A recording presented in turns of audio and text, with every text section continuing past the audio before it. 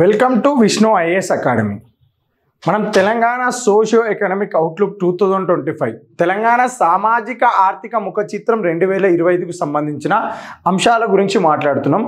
దానిలో భాగంగా contribution of sub sectors to tertiary sector GSVA at current prices for 2024-25 2024-25 advanced estimate తృతీయ రంగాల వారీగా తృతీయ రంగంలో ఉన్న అనుబంధ రంగాల యొక్క వాటాలు GSVAకి ప్రస్తుత ధరల ప్రకారం ఏ విధంగా ఉన్నాయనేది ఇక్కడ మనం చూస్తే, trade, repair, hotels and restaurants ఏంటిది trade, repair, hotels and restaurants ఏ విధంగా ఉన్నాయి అంటే 27.4% ఆదాయం సమకూరడం జరుగుతుంది. దేనికి?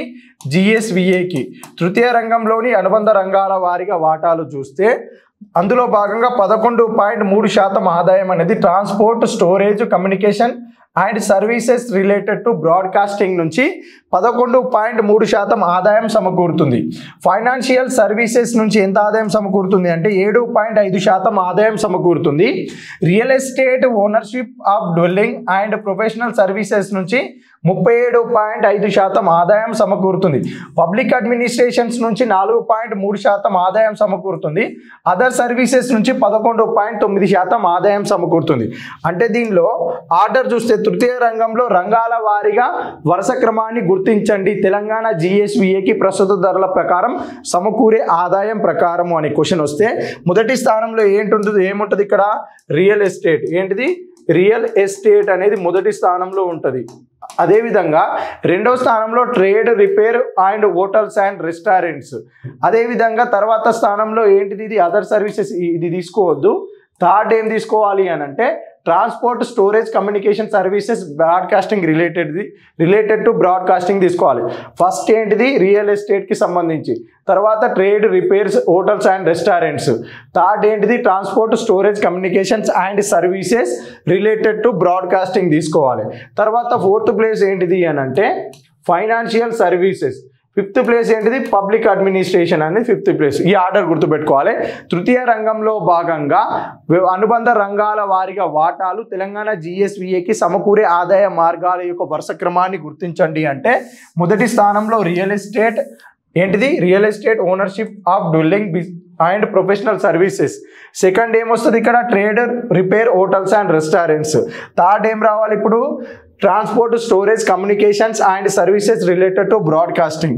ఫోర్త్ ఏమొస్తుంది? 7.5 ఏంటిది? Financial services. తర్వాత పబ్లిక్ అడ్మినిస్ట్రేషన్ ఫిఫ్త్ ప్లేస్లో ఉంటుంది. ఈ ఆర్డర్ గుర్తుపెట్టుకోవాలి తృతీయ రంగానికి సంబంధించి. నెక్స్ట్ చూస్తే district wise GDP at current prices. District wise GDP at current prices for the year of 2023-24 Telangana socio economic outlook 2025 ప్రకారము 2023-24లో జిల్లాల వారీగా GDP ఏ విధంగా ఉందనేది ఇక్కడ చూడాలి. ఏంటిది? జిల్లాల వారీగా GDP అంటే ఏంటిది? గ్రాస్ డిస్ట్రిక్ట్ డొమెస్టిక్ ప్రోడక్ట్ అంటే స్థూల జిల్లా దేశీయ ఆదాయము. ఏంటిది? జిల్లా దేశీయ ఉత్పత్తి. GDP అంటే ఏంటిది? Gross district domestic product. స్థూల జిల్లా దేశీయ ఉత్పత్తి. గ్రాస్ డిస్ట్రిక్ట్ డొమెస్టిక్ ప్రోడక్ట్ అంటే ఏంటిది అని అంటే ఇప్పుడు మనం రంగారెడ్డి జిల్లాకి సంబంధించిన GDP మాట్లాడుకుంటున్నాం అనుకుందాం. ఏంటిది? రంగారెడ్డి జిల్లాకి సంబంధించిన GDP మాట్లాడుకుంటే ఈ రంగారెడ్డి జిల్లా యొక్క భౌగోళిక సరిహద్దుల లోపల ఏంటిది? ఈ రంగారెడ్డి జిల్లా యొక్క భౌగోళిక సరిహద్దుల లోపల ఉత్పత్తి అయిన అంతిమ వస్తు సేవల యొక్క మొత్తం విలువనే ఆ రంగారెడ్డి జిల్లా యొక్క GDP. ఈ రంగారెడ్డి జిల్లాలో ప్రైమరీ సెక్టార్ ద్వారా, సెకండరీ సెక్టార్ ద్వారా, టెరిషియరీ సెక్టార్ ద్వారా ఉత్పత్తి అయిన ఏంటిది? అంతిమ వస్తు మరియు సేవల యొక్క మొత్తం విలువనే ఏంటిది? ఈ రంగారెడ్డి జిల్లా యొక్క గ్రాస్ డిస్ట్రిక్ట్ డొమెస్టిక్ ప్రోడక్ట్, స్థూల జిల్లా దేశీయ ఉత్పత్తి అని చెప్పి పిలవడం జరుగుతుంది. ఈ రంగారెడ్డి జిల్లా యొక్క GDP అన్నాం కదా, ఇది ఏ సంవత్సరానికి గాను 2023-24 సంవత్సరానికి గాను రంగారెడ్డి జిల్లా యొక్క GDP primary sector, secondary sector, tertiary సెక్టార్లో భాగంగా ఉత్పత్తి అయిన అంతిమ వస్తు సేవల యొక్క మొత్తం విలువ. ఈ మూడు రంగాలు ఈ భౌగోళిక ప్రదేశం లోపట, ఈ రంగారెడ్డి జిల్లా యొక్క భౌగోళిక ప్రదేశం లోపట ఈ రంగారెడ్డి జిల్లా యొక్క భౌగోళిక ప్రదేశం లోపట మాత్రమే ఉత్పత్తి అయిన అంతిమ వస్తు సేవల యొక్క మొత్తం విలువనే రంగారెడ్డి జిల్లా యొక్క జీడిడిపి. ఒకవేళ హైదరాబాద్ జీడిడిపి అంటే హైదరాబాద్ జిల్లా లోపల, సిద్దిపేట యొక్క జీడిడిపి అంటే సిద్దిపేట భౌగోళిక ప్రాంతంలో ఉత్పత్తి అయిన అంతిమ వస్తు సేవల యొక్క జీడిడిపి. గజ్వేల్ అడిగితే గజ్వేల్ ప్రాంతం యొక్క జీడిడిపి. ఆదిలాబాద్ జీడిడిపి అంటే ఆదిలాబాద్ భౌగోళిక సరిహద్దు లోపల ఉత్పత్తి అయిన అంతిమ వస్తు సేవల యొక్క జీడిడిపి అని చెప్పి పిలవడం జరుగుతుంది. ఇదే విధంగా 2023-24 డాటా ఇవ్వడం జరిగింది. తెలంగాణ సోషియో ఎకనామిక్ అవుట్లుక్ 2025 ప్రకారం 2023-24 డాటా ప్రకారము తెలంగాణలో జీడిడిపి అధికంగా కలిగిన జిల్లాల యొక్క వరుస క్రమాన్ని గుర్తించండి అనే క్వశ్చన్ వస్తే రంగారెడ్డి మొదటి స్థానంలో, హైదరాబాద్ రెండో స్థానంలో, మేడ్చల్ మల్కాజ్గిరి మూడో స్థానంలో, సంగారెడ్డి నాలుగో స్థానంలో, నల్గొండ ఐదో స్థానంలో నిలవడం జరిగింది. ఏంటిది?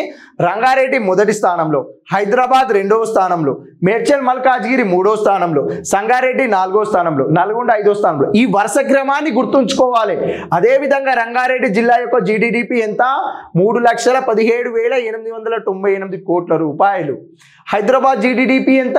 2,57,949 కోట్ల రూపాయలు. మేడ్చల్ మల్కాజ్గిరి యొక్క జీడిడిపి ఎంత? 1,04,710 కోట్ల రూపాయలు. సంగారెడ్డి యొక్క జీడిడిపి ఎంత? 65,190 కోట్ల రూపాయలు. నల్గొండ జిల్లా యొక్క జీడిడిపి ఎంత? 53,771 కోట్ల రూపాయలు.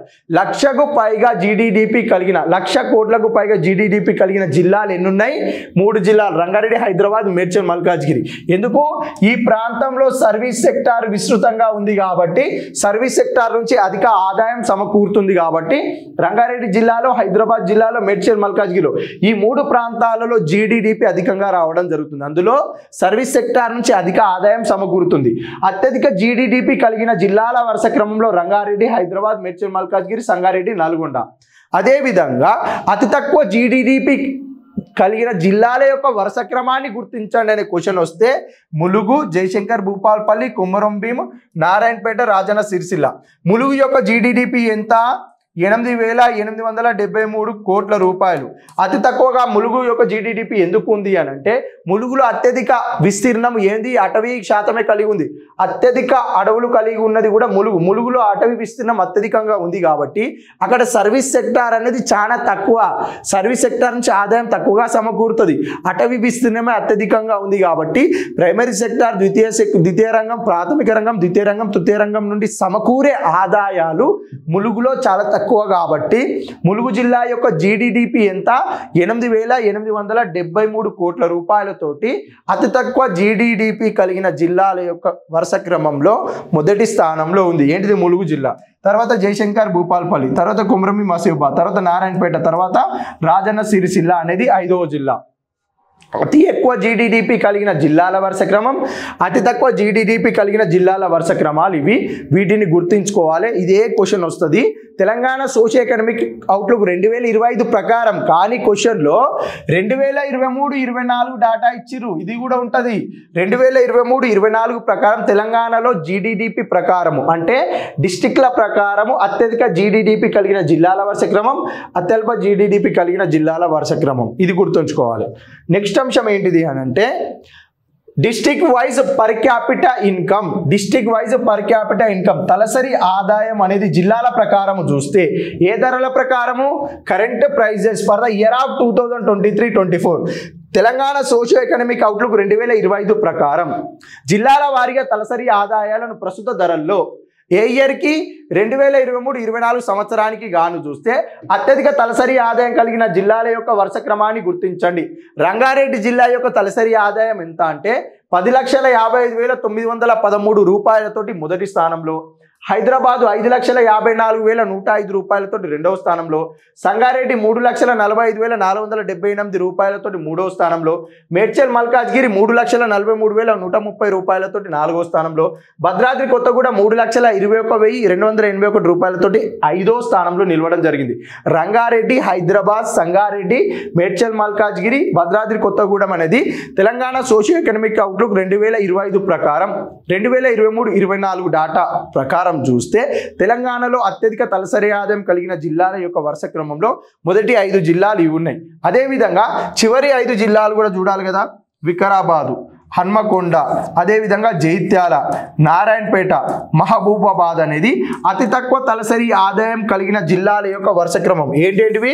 నారాయణపేట, వికారాబాదు, హన్మకొండ, జైత్యాల, నారాయణపేట, మహబూబాబాద్ అనేది తెలంగాణలో అతి తక్కువ తలసరి ఆదాయం కలిగిన జిల్లాల యొక్క వరుస క్రమం. మొదటి 5 జిల్లాలు వికారాబాద్, హన్మకొండ, జైత్యాల, నారాయణపేట, మహబూబాబాద్.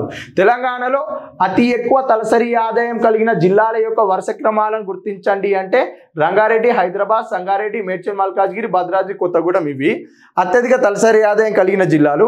అతి తక్కువ తలసరి ఆదాయం కలిగిన జిల్లాల వరుస క్రమాలను కూడా గుర్తుంచుకోవాలి. ఇదేంటి తలసరి ఆదాయం ప్రకారం చూస్తే. నెక్స్ట్ అంశం ఏంటంటే సెక్టార్ వైజ్ ఎంప్లాయ్మెంట్, రంగాల వారీగా ఉపాధి ఏ విధంగా ఉంది తెలంగాణలో 2023-24 ప్రకారం చూస్తే. ఏంటిది? రంగాల వారీగా ఉపాధి, ఏ రంగంలో ఎంత శాతం ఉపాధి కల్పించబడుతుంది అంటే ప్రైమరీ సెక్టార్లో ఎంత ఉపాధి కల్పించబడుతుంది? 42.7% ఉపాధి. ఎప్పటి వరకు? 2023-24. తెలంగాణ సోషియో ఎకనామిక్ అవుట్లుక్ 2025 ప్రకారం 2023-24 నాటికి రంగాల వారీగా ఉపాధి ఎంతెంత శాతం కల్పించబడుతుంది అని అంటే ప్రాథమిక రంగంలో 42.7% ఉపాధి కల్పించబడుతుంది. ద్వితీయ రంగంలో ఎంత ఉపాధి కల్పించబడుతుంది? 22.5% ఉపాధి ద్వితీయ రంగంలో ఉపాధి కల్పించబడుతుంది.